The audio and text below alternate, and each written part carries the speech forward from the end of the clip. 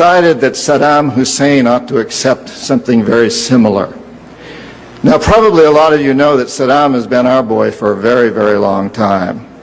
You may remember Abdul Karim Qasim, who was president of Iraq in the early 60s. Qasim came up with a unique concept. He said, Iraqi oil ought to go to benefit the Iraqi people. How novel is that?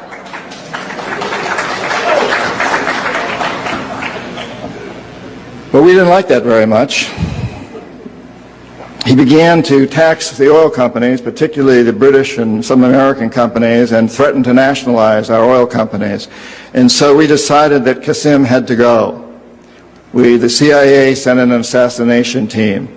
It was headed by a man who was still going through high school, an Iraqi citizen who was still going through high school.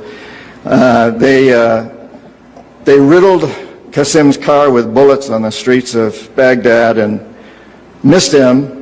The head of this assassination team was wounded and fled to Syria. His name was Saddam Hussein. He was a CIA agent in those days, an assassin for us. He failed.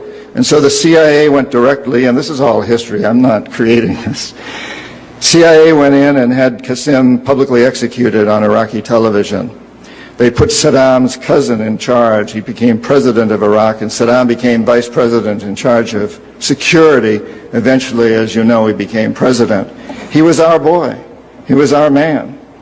And so, and we sold him a lot of, and gave him a lot of tanks. We built him, Bechtel built him big chemical, I ought to know, my father-in-law was chief architect at Bechtel, built Saddam big chemical plants that were used, and we knew that they were used to make mustard gas and other chemical weapons that were being employed against the Kurds and later the Iranians. We knew this, but we sold him these things.